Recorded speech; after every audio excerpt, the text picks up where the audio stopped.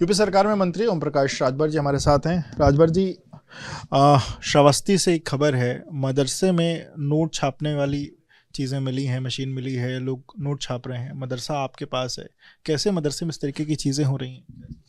देखिए, प्रयागराज के बाद यहाँ दूसरी घटना है और हम भी मुख्यमंत्री जी से 1-2 दिन में मिलते हैं, उसकी जांच कराएंगे। और विपक्ष के लोग यही बात कहते हैं कि अब एक आदमी ने शुरू किया नकली नोट छापने का, तो अब तो संदेह के घेरे में मदरसे आने लगे।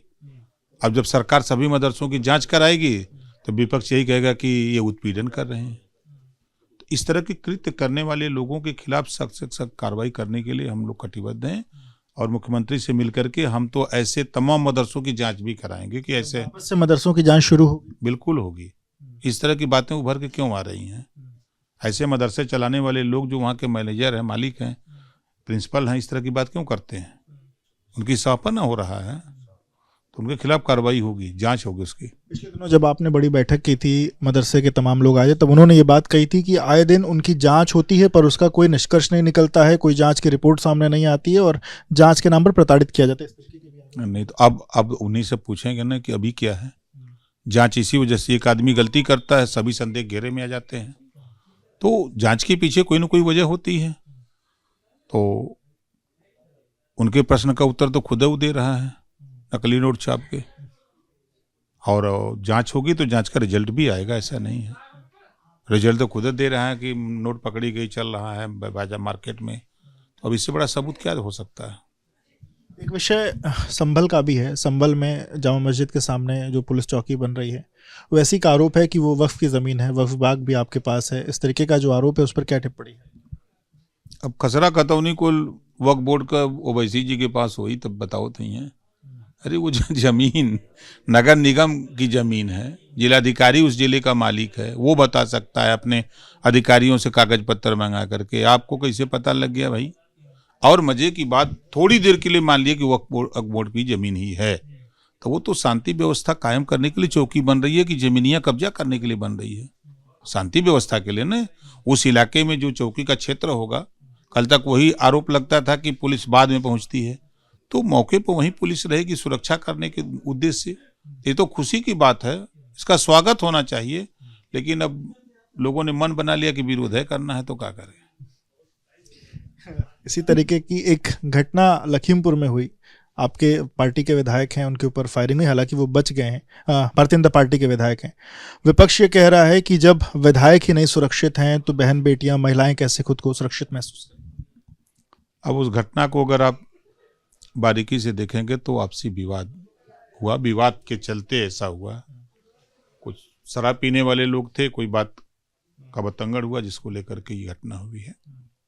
तो उसमें कौन सी कानून की बात है? और विपक्ष ये बात कह रहा है तो उसको अपनी सरकार का जरा इतिहास पढ़ लेना चाहिए कि उनकी सरकार में अपराधी छुट्टा सांड की तरह घूम रहे थे, तब उनको नहीं याद आ रहा था कि क्या हो रहा है धरती पर? उनको सोचना चाहिए, आरोप लगाने से पहले सोचना चाहिए। राजभर जी, आपके एक सहयोगी हैं आशीष पटेल, इस वक्त उनके ऊपर तमाम आरोप लग रहे हैं और उनकी जो साली हैं, दूसरी जो विधायक हैं, उन्होंने ये आरोप लगाए। मतलब जीजा साली का जो विवाद है वो राजनीतिक पारा जो है चढ़ा रहा है। आप इस विवाद में कैसे क्या देख रहे हैं? देखिए, अभी हमसे उनसे कोई बात नहीं है। अगर कोई बात होगी तो आशीष भाई इस बात को हम बताएंगे तो हम आपको बताएंगे। और जहाँ तक पल्लवी पटेल जी की बात है तो वो विवाद विरासत, राजनीतिक विरासत का है, इसको लेकर के लड़ाई हो रही है कि आशीष पटेल जी चूंकि आगे निकल गए, मंत्री बन गए और डॉक्टर सोहेल पटेल जी की विरासत ले लिए। अब उस विरासत को वो लेने के लिए कि हमको हमारे पास उनकी विरासत रहे, इसको लेके लड़ाई हो रही वर्चस्व की, और कोई बात नहीं।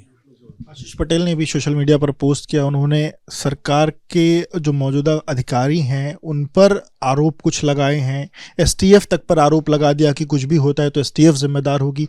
क्या अपनी सरकार पर, अपने अधिकारियों पर, अपनी एसटीएफ पर ही भरोसा नहीं आशीष? अब उनसे मिलेंगे तो पूछेंगे क्या बात है, तब बता पाएंगे। अभी ऐसी कोई जानकारी हमको सोशल मीडिया से ही है, लेकिन हम मिल ले, उनसे पूछें। आज होगी मुलाकात? कोशिश करेंगे कि आज मिले उनसे। मामला संभल का और है।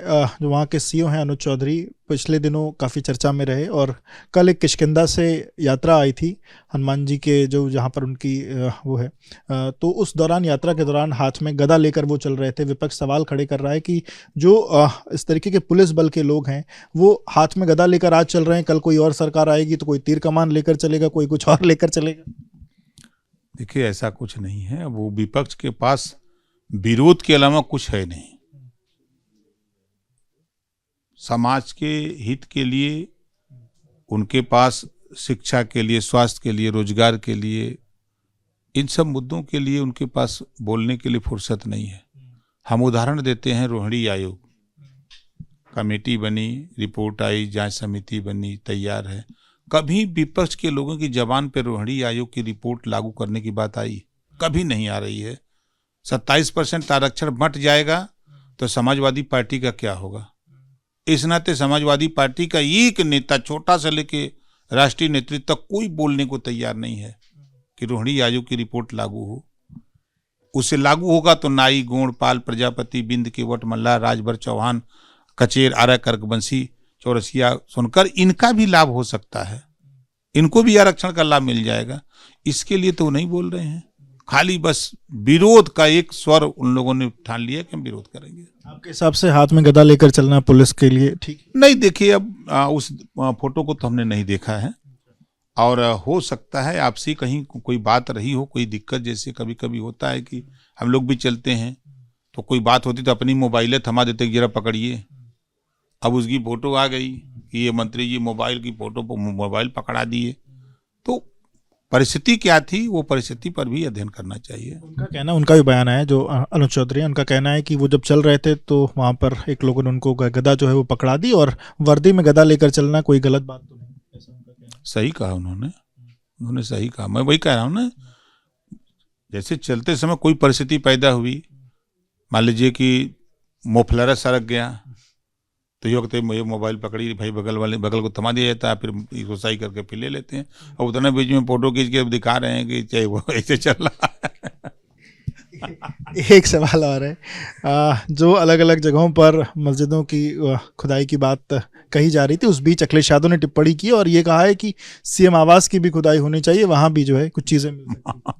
तो वो अपन का नहीं खुदवा लेते पहले उन्हें चाहिए कि अपना ही आवास खुदवा लें। वहाँ भी कुछ है? अरे बिल्कुल, उनके कार्यालय के नीचे शिवलिंग है। आपको कैसे पता?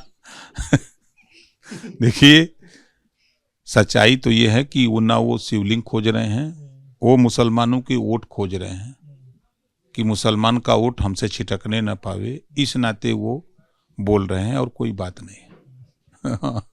बहुत शुक्रिया बात करने के लिए। तो आप ओम प्रकाश राजभर जी को सुन रहे थे, जिन्होंने एबीपी न्यूज़ से बातचीत की।